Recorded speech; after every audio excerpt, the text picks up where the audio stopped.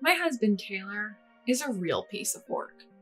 Despite borrowing $50,000 from my dad, he's not only avoiding repayment, but also considering filing for bankruptcy to dodge it. If I declare bankruptcy, I don't have to pay it back, right? Serves him right. That's what he says, smug as can be. He's really not thinking this through. He has no idea what life would be like after bankruptcy. I'm Michelle, 32 years old. Taylor and I have been married for 5 years, and for better or worse, we've led an average life together. We don't have kids, so we have a dog instead. We mostly spend our time with each other and our furry friend. Seeing our families is rare since they live far away. We usually visit them during summer or Christmas vacations, especially Taylor. He always makes a fuss when it's time to go to my parents' home. Hey Taylor, you're coming with me to my parents' house for the holidays, right? Oh, no. If we're going, let's go to my parents' place. We've been to your parents many times. It's time we go to mine. We've talked about this. It's just a hassle, and there's nothing to do at your parents' house. Don't you think you should apologize to my dad about the money? Our life is possible because of him. He even helped us with that debt crisis. Again with that? You're so annoying. Taylor sighed loudly and left the room. When we first got married, my dad gave us the down payment for our house and later lent Taylor part of the capital for his startup business. I've been slowly repaying the money for the house, but the $50,000 Taylor borrowed for his business remains unpaid. I know Taylor's business is struggling and times are tough, but that's a different issue altogether. Taylor's lack of gratitude towards my dad irks me every day. Then, one day, something happened. I got a rare phone call from my mom, who usually only texts. Hello, Mom? Michelle, is now a good time? Yeah, I'm fine. You usually text. What's up? Actually, your dad, Daniel, collapsed. What? Dad collapsed? You're joking. He wasn't feeling well for a few days. He's stable for now, but if you can, could you come home? I get it. I'll talk to Taylor and head back home as soon as possible. When I explained the situation to Taylor, he reluctantly agreed to the restrictions just this once.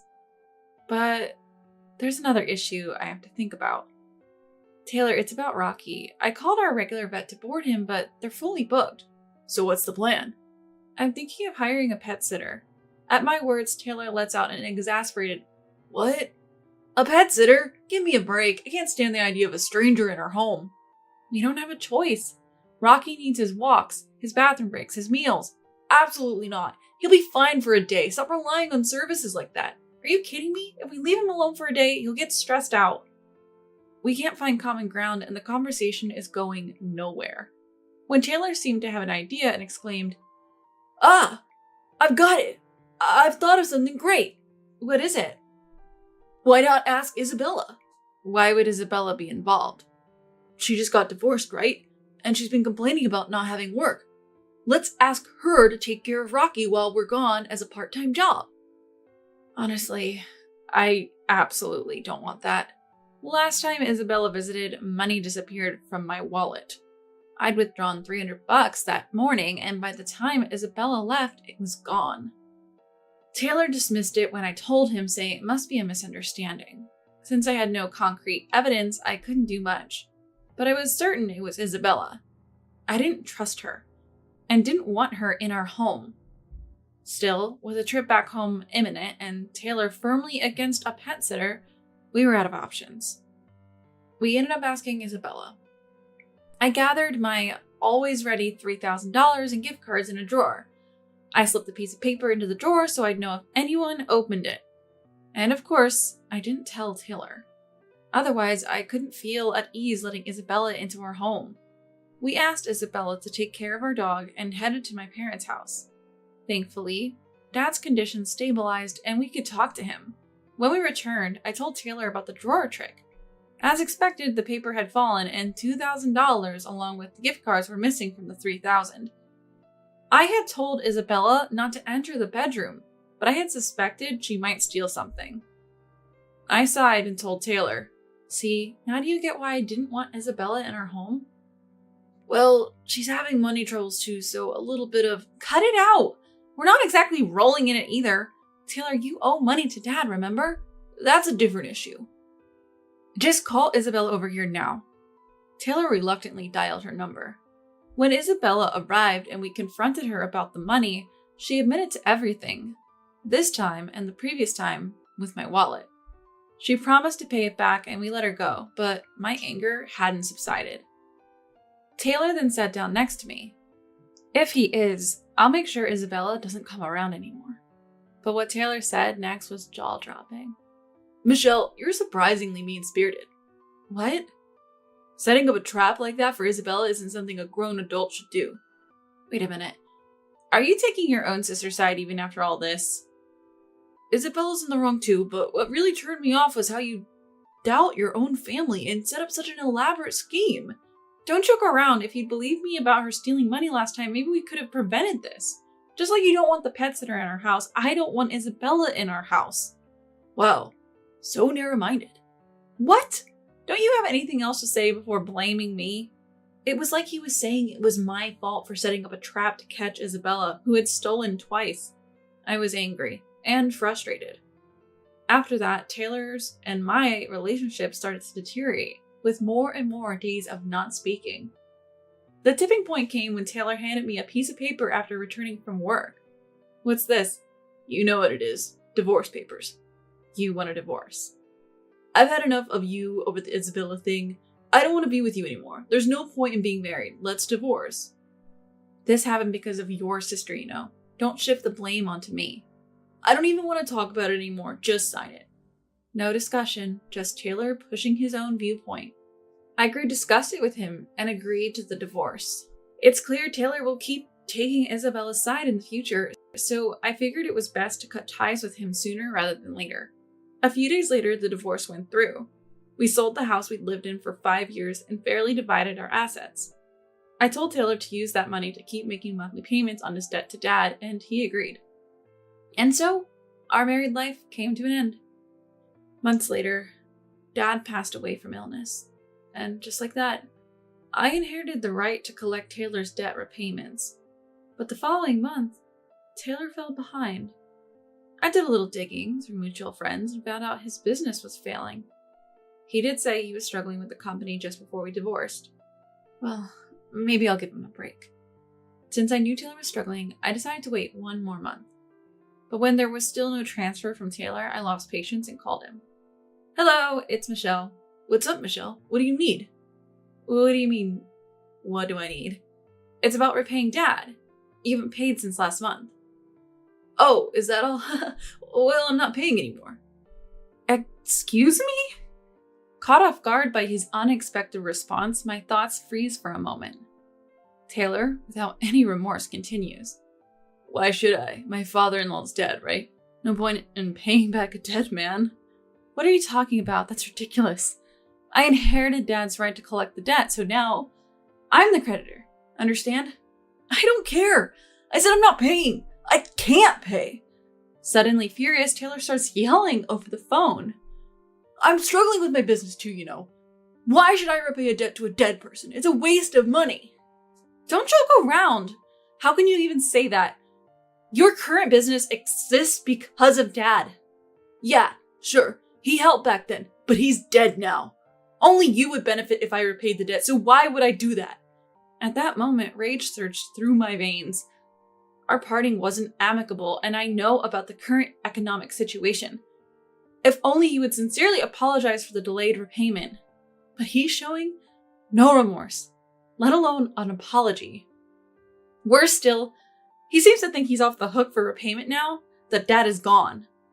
I'm infuriated by Taylor's convenient thinking. I won't let this go. He will repay every penny. Determined, I reply in a stern voice. Just to clarify, Dad's death doesn't absolve you from repayment. Annoying, Taylor muttered irritably. I told you, only you benefit from me paying back. There's no way I'm paying back $50,000. All right then, I'll take appropriate measures. Is that okay? Suddenly, Taylor erupts in laughter on the phone. Then I'll just file for bankruptcy. Bankruptcy? Yeah, if I file for bankruptcy, I won't have to pay back anything. Serves you right. You think that will save you? You'd better repay. You're just trying to get money out of me. I can't possibly pay back that amount. So you never intended to repay it? If the business had gone well, sure, I would have paid, but it didn't. Not even sorry towards Dad. Why should I apologize to a dead person? Both you and your sister are irresponsible with money. Disappointing. See what you want. I've got my trump card. Bankruptcy. Fine. Go ahead and file bankruptcy, but you'll regret it. Thanks for the advice. Bye. With that, he happily hangs up the phone.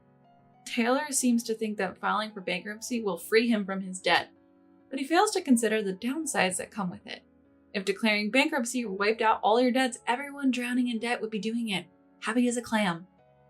I have a friend who had to declare bankruptcy because they co-signed a loan once. It was a heart-wrenching process. I saw the struggle up close, so I know how tough bankruptcy can be. That's why I decided not to tell Taylor about it. Later, it seems Taylor really did go through with the bankruptcy process. I got a text saying, "Debts are gone. Serves them right." I didn't reply. I just waited to see how things would play out, pretty much expecting Taylor to self-destruct. A few weeks later, just as I expected, a desperate call came in from Taylor. "Michelle, please help me." "Long time no see. What's up?" "I'm screwed. Yeah, I get rid of my debts, but now I can't even live a normal life." "Oh, that's unfortunate." "Unfortunate? You don't get it. I'm really in trouble here." "Well, declaring bankruptcy is a last resort only for those with no other options." "What?" For Taylor, who clearly didn't understand the situation, I laid it out plainly. "Listen, bankruptcy is the last resort. They'll take all your assets, cars, electronics, everything. Your credit cards won't work. You'll be blacklisted." "How do you know all this?" "I saw a friend go through it. It was a nightmare." "What? So you knew this would happen and you didn't stop me?" Are you finally getting it? This is no joke. I thought I could just reset my debts and get back to normal life. This isn't what I envisioned. Not my problem.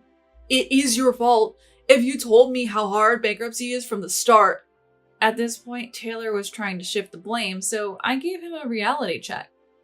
Don't you get it? You made the choice without doing any research. Even after I warned you, you made your bed, now lie in it. And you're asking for help now? That's pretty cheeky. I'm your ex-husband in need, isn't that enough? Ex-husband. You didn't even show up to Dad's funeral, and you've never been grateful for anything. Why would I help trash like you? Karma's a bitch, isn't it? Trash? Who are you calling trash? Just to make it clear, you're in a really bad spot right now. Don't expect to live like you used to. Bankruptcy doesn't offer a bright future. You chose this path.